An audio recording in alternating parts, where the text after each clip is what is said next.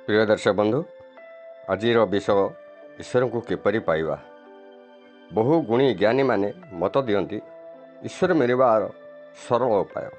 सतर कौन ईश्वर मिलबार सरल उपाय अच्छी? जो मैंने मत दियंती हुए से उद्देश्य और भावना लोक मान सचेतन कराइबारे प्रयास हो पारि थाए। मु एटार उपेक्षा करी क्या कहूना, किंतु ईश्वर सरल उपाय मिलबार रास्ता ही नहीं। ईश्वर कौन एक सामग्री जे आमे ताकू बजार रे क्रय करि परिबा? जो मैंने मत दियंती थरे से प्रश्न कर पचारतु से ईश्वर प्राप्त करिसेंति कि? आपन ठीक तार प्रश्नर उत्तर पाइपर और बुझीपारे। कथार अच्छी विश्वास मिले हर तो तर्के बहुत दूर, सत्य नुहे। कारण आमे जदि खंडे पितल को विश्वास सहित धरी कहले यह सुना अटे, ताहा सतर कौन सुना हो पार?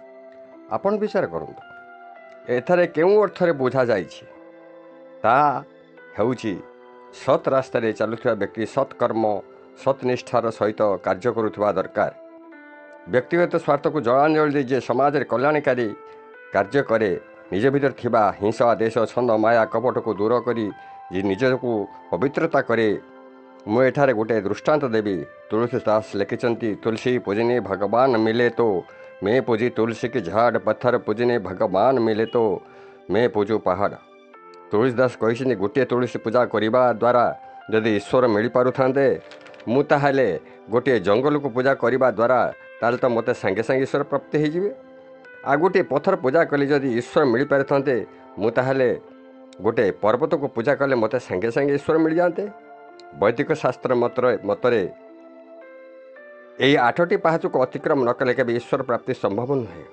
से 8टी पाहाच है जम नियम आसन प्राणायाम प्रत्याहार धारणा ध्यान समाधि द्वारा ईश्वर प्राप्तिर मार्ग। जदि आम ए जुगर कथा कहबा से हेले स्वामी दयानंद सरस्वती और स्वामी विवेकानंद सरस्वती और रामकृष्ण परमहंस। द्वापर जुगर कथा कहले कृष्ण मद अष्टांग योग साधन करते, तेणु ताकू जोगीराज कृष्ण बोलिक जानती। यही माने ईश्वर सानिध्य लाभ करते। प्रथमतः हूँ आम भितर थिबा सत्य और भक्ति समर्पण मनोभाव जदि थाए ताले किंचित मात्र ईश्वर उपलब्धि पाइपर।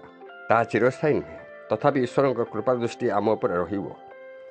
नहले आमे एणे तणे भ्रमित होई दुई नाबरे गोड़ देई जहा परिणाम घटे।